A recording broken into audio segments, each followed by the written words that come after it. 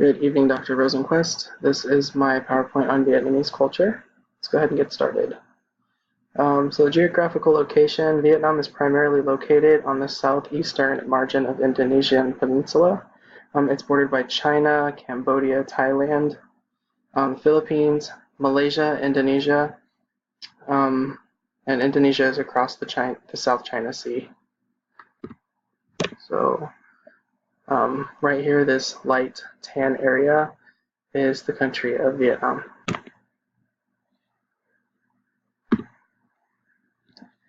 Vietnamese is the official language spoken within the country. It is said to be tonal in nature. With each syllable, there can be up to 6 different tones that can be expressed with each change of the definition of the word. So this makes it an incredibly hard language to learn and pick up, even for foreigners. This makes for a very difficult language.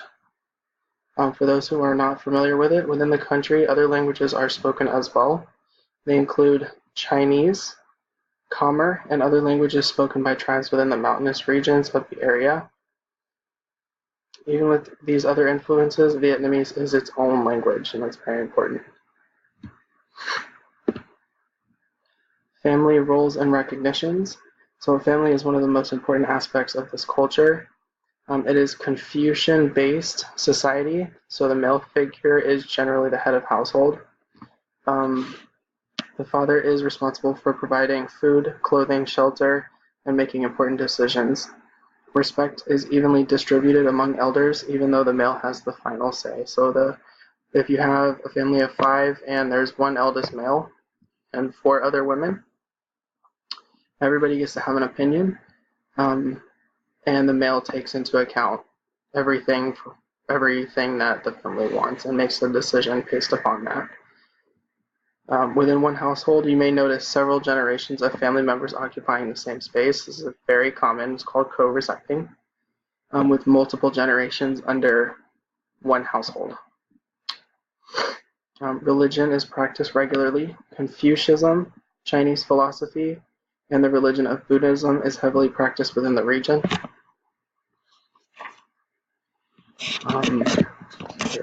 The goal of philosophy is to have structured society in which one God is believed to attain social harmony. Buddha is often followed by many Confucians. Buddhism is a religion originating in India that goal is to attain enlightenment and be released from the cycle of rebirth and death in order to obtain nirvana. So both religions kind of intermash together with a common goal. Its goal is to eliminate mental suffering. It is believed that life is suffering, and the only way to escape its form is by realizing the Four Noble Truths and practicing the Eightfold Path.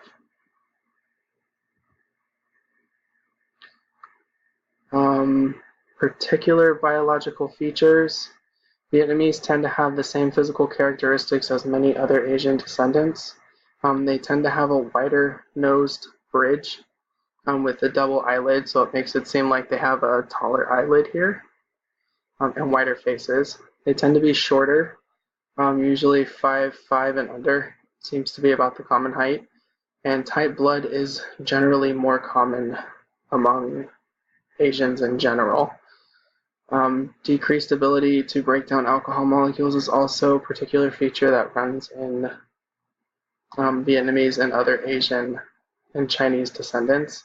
They lack the ability to break down any sort of alcohol. So I have a friend that actually is Vietnamese, and she is unable to drink any sort of alcohol because her entire face will turn bright red like a cherry. And she doesn't really have an allergic reaction to it, but it's just the ethyl that's building up in her bloodstream that makes her capillaries expand and makes her look more red.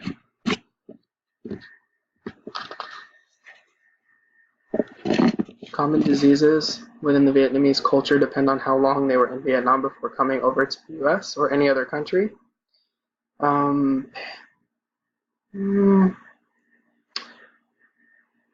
Patients with extensive experiences with war and war-related traumas usually have a diagnosis of depression or some sort of PTSD.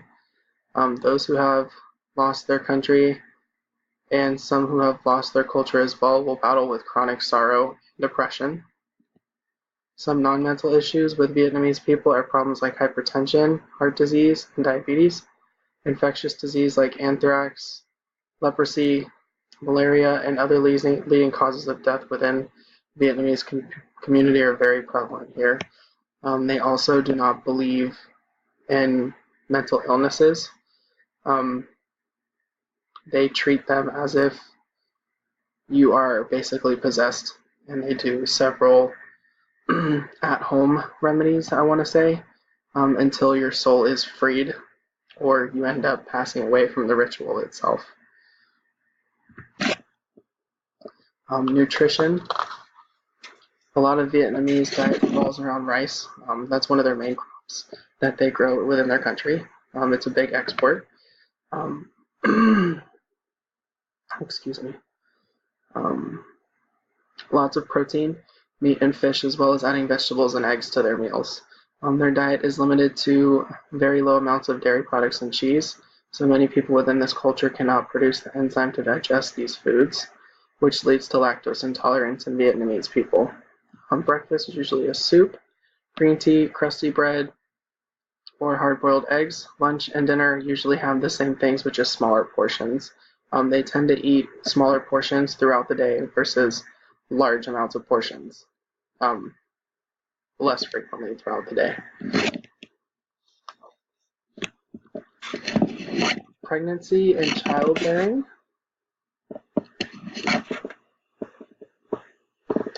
They believe that foods during pregnancy help create an equilibrium within the body between mother and baby, and it helps prevent balance to prevent miscarriage.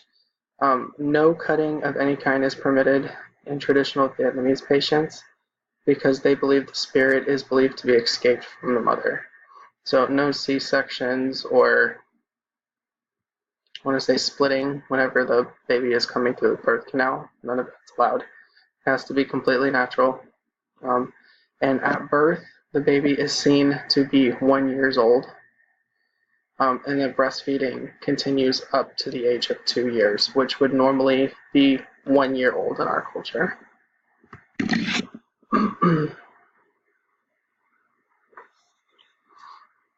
Some Vietnamese customs within their culture are similar to those of the Western world, with some minute differences, but intense emotions are expressed through the grieving process when dealing with the loss of loved ones.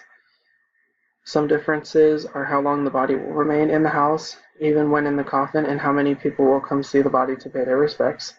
Family members will either keep a vigil over the coffin or will follow Buddhist traditions to cremate the body to return the body to dust from whence it came, but that will depend on how that family wanted to be respected in their death. These close-knit families will give emotional support for almost 3 years after death of a loved one, and families with several household memorials complete after the patient's or the person's death, but chronic depression will usually develop regardless of support. Vietnamese people don't seek help for depression because it's not recognized as a real-world problem within their culture. Like I mentioned before, they do not really believe in any sort of mental illness. Spirituality, mentioned before as well.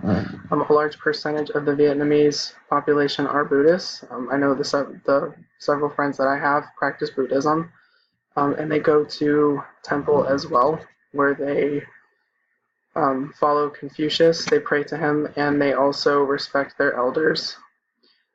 So the family plays a vital role in religion component of Vietnamese culture. It is rare that an important decision, particularly in regards to individuals' health, is made by themselves, but instead by familial input. Not too many high-risk behaviors are in line with Vietnamese culture. One of the Vietnamese high-risk health behaviors is that the culture doesn't believe in mental illness. The concept of mental illness, whether it's depression, bipolar disorder, schizophrenia, or anxiety disorder, does not exist within the culture. These issues, if ever treated in general, will only be treated through spiritual remedies.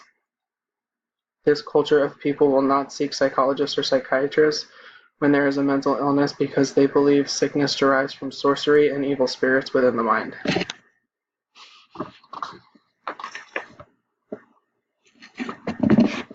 Healthcare beliefs and practices. A common healthcare belief within this culture is that one's health can be affected in one of three ways: spiritual, which is sickness through curse of evil spirits; balanced, yin and yang of the soul; and Western version, germ theory. There are two opposing elements for balance, and dong. Respectfully, some foods that are are things like leafy vegetables, tofu, papaya, and other fruits. Some foods that are considered dong are pineapple, mango, ginger, and garlic. Another common practice within this culture includes medical practices such as coining, cupping, pinching, steaming, balms, acupuncture, massage, and herbs. Coining and cupping all revolve around creating debridements to release imbalances within the body and get rid of an illness. Attitudes to healthcare practitioners. Education is widely respected within Vietnamese culture, so physicians are people that they consider experts. But with that comes the expectation of a very quick diagnosis and treatment after the first visit. Since the culture beliefs revolve around balance, surgery is unsettled for Vietnamese patients because they think that a loss of blood will make them sicker, and organ removal is only seen as a last resort because it creates an imbalance in the body. Providing culturally competent care. When taking care of these patients, it is important to understand that the culture of the group of people, such as the group's major beliefs and the internal balance. If a patient is afraid of surgery because of the risk of blood loss potentially making them worse, it is important to know that mentioning blood transfusions isn't going to change their opinions. Doctors should respect their patient's belief and let them discuss things with family before trying to push the idea of surgery onto them because it is insensitive and could be seen as disrespectful. Communicating with Vietnamese patients. So it's always good to understand that most patients' families will be very well involved in the family member's care. You should also recognize that discussing terminal prognosis with Vietnamese patients is not going to be an easy task. It will be very resistant by the family because it is seen as bad luck within their culture to discuss these diagnoses, especially terminal ones. Talking about the relative being terminally may make it where it will pass and will make the family lose hope for their family member. Health promoting education. It is important to promote cultural education to staff members within hospitals so that specific treatments that a culture shares, such as cupping or coining, is not seen as child abuse or injury by the staff or reported to social services. If a patient only eats their vegetables or their fruity snack, it may be because they are not used to the foods being provided to them on their trays and don't want to risk increasing their or dong food intake to create an imbalance.